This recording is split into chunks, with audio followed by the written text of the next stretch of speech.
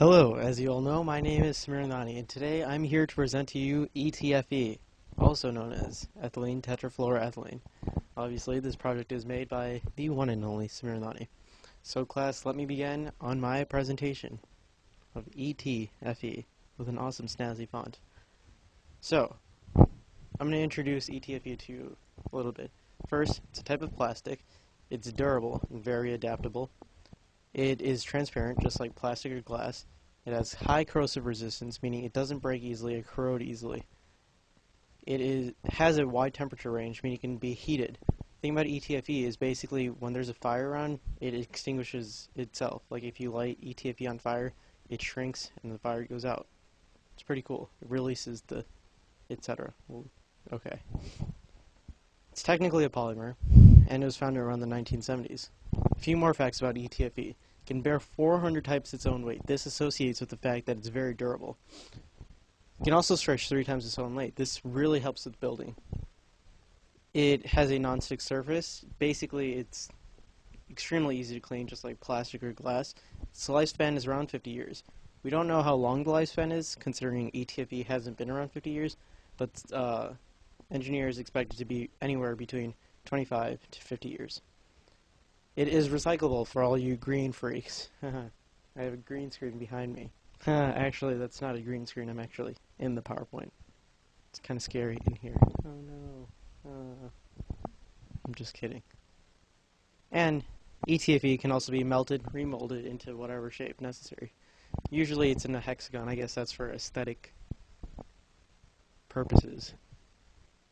Oh, it can be melted with other pieces. I should have transitioned that better. Continuing on.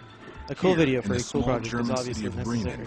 So, let us watch this video about ETFE. The main headquarters of the Vector Foil Tech company is at the epicenter of a revolution in material science. The company manufactures ethylene tetrafluoroethylene, or ETFE. It's an incredibly strong, yet lightweight and transparent polymer that's changing the face of modern architecture. Anything that people thought about 20 years ago was based on glass. It's very smart. And it was limited to the technologies of glass. Nowadays, ETFE has basically opened the minds of architects and engineers to completely new horizons.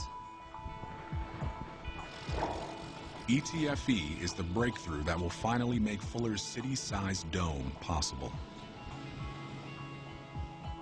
One of the German company's biggest commissions was the Eden project. More recently, ETFE was used to create the beautiful bubble-like exterior of the Beijing water cube. We're going to talk about that later. At just 1% the weight of glass, 1%. ETFE is described as 99% nothing. 99% nothing. It makes possible a surface-to-weight ratio that Buckminster Fuller could only have dreamt of. Without it, the Houston Dome could never become a reality. It is so light, 99% lighter than glass. I mean, that's tremendous. One strip of ETFE is strong, I want to bounce on but 3 layers are even tougher. Not only that, but the cushions can be inflated to create aerodynamic shapes. This helps with the structural technique and stuff. That react to shifting wind loads. Actually, just listen to the video. Engineers routinely subject ETFE to a series of punishing tests. Fire. That's fire. It's a flame. It's hot. Wind forces will subject the ETFE to tensile or stretching stresses. It's so stretchy. To test this batch, technicians suspend 551-pound weights from a piece of ETFE. To pass, the ETFE should slowly stretch, but not tear. Well, that is it for the video. Let's continue on, shall we? ETFE versus glass. So ETFE is basically, even though it's a plastic, it's compared to glass. It's actually replacing glass in many modern structures. So ETFE transmits more light than glass. ETFE is a better insulator than glass. It costs much less to install, and it's 1% the weight of glass. As the video said, it's 99% nothing. ETFE also transmits more sound. This might be a con, but who knows?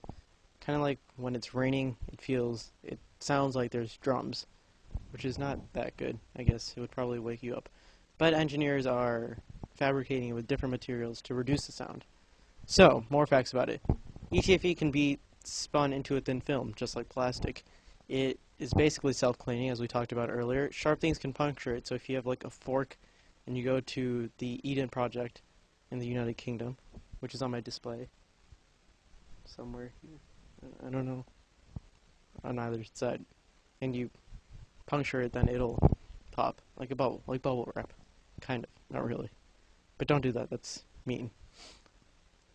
It can be sewn together basically by molding other pieces together, and if it's punctured, you can just melt the sides and connect them together, which constitutes the fact that it's very recyclable. Sewn together again. 2 to 3 layers are usually welded together. This helps the durability of it, just in case if it pops or increase the strength, etc. And after welded, they are inflated. In the Eden project, as you're going to notice, the ETFE is basically bubbles. Right, I'm now going to explain to you the ETFE life cycle. First, ethylene is produced by steam cracking. What steam cracking is gaseous or light liquids are heated and ethylene is extracted. Next, tetrafluoroethylene, or TFE, is manufactured from chloroform. Some of you might know chloroform as that thing that puts people to sleep. Anyway, both undergo the process of polymerization and are connected together because both of them are monomers. And then they both follow the thermoplastic injection sequence, which basically means that the material is fed through a heated barrel. It then goes to a cavity, and in the cavity it there cools and dries. And then ETFE is produced to film, etc.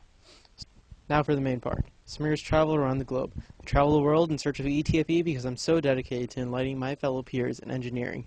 Join me in my journey across the world in search of ETFE. Side note, do not attempt the teleportation skills of Samir.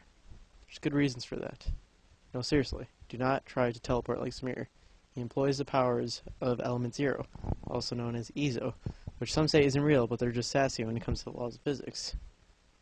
I can change the laws of physics with my fists. Kind of. Not really. Actually, no, I can't. But I can teleport. So, let's start. In my first location, in the United Kingdom, at the Eden Project. So, here I am at the Eden Project, chilling and hanging out. As you notice in the Eden Project, there are the biomes. In the biomes, there's ETFE, the exterior. As you can see, it's very clear.